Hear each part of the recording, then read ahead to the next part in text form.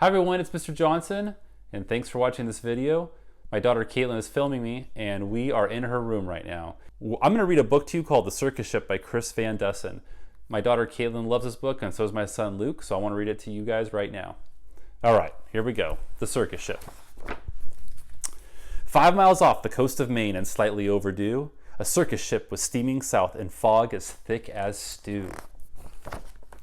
On board were 15 animals who traveled to and fro. The next day it was Boston for another circus show. The captain, Mr. Carrington, was honest and sincere. He thought that they should drop the hook and wait for things to clear.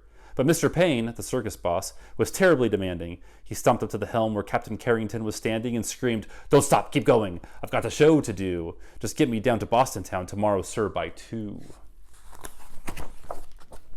Then came a crash, an awful bash. Things flew into the air. The ship had smashed into a ledge that no one knew was there. The shattered ship began to tip, then sank without a sound. The splashing, thrashing animals swam round and round and round. The captain said to Mr. Payne, "Pray tell, what shall we do? We can't just leave them here to drown. We've got to save them too." "The animals?" yelled Mr. Payne. "Why, sir, what are you, daft? It's me that you should rescue. Pull me up into that raft. Now ferry me to safety, sir, before I die of cold." "Don't question me," said Mr. Payne. "Just do as you are told."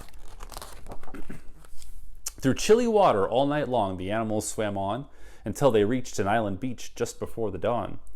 They pulled themselves up on the shore, bedraggled, cold and beat, then staggered to the village on weary, wobbly feet. The people in the neighborhood had just begun to rise, and when they saw those animals, they had to rub their eyes. They thought they saw an elephant, but wait, how could that be? And what's that little monkey doing in the cherry tree? Soon animals were everywhere and into everything. There's an ostrich in the outhouse. There's a hippo in the spring. There's a tiger in the tulips. There's a lion on the lawn. There's a python in the pantry. It went on and on and on. Mr. Hood was stacking wood and nearly jumped a mile when he found the alligator sleeping on his pile. And Mrs. Dotty Daly, who grew daisies by the bunch, discovered that the zebra had been eating them for lunch. And Miss Fanny Feeny found, according to the rumors, the silly little circus monkey swinging in her bloomers. But everything changed quickly, like the turning of the tide, the night the abbot's shed caught fire with Emma Rose inside. From high above the abbot's farm, the tiger saw the shed. The sight of smoke and fire triggered something in his head. He jumped through flames 1,000 times back in his circus days, so he ran past all the people, and he leapt into the blaze. Then everybody panicked. "Help, help, what can we do?" When from the raging fire, something big burst into view.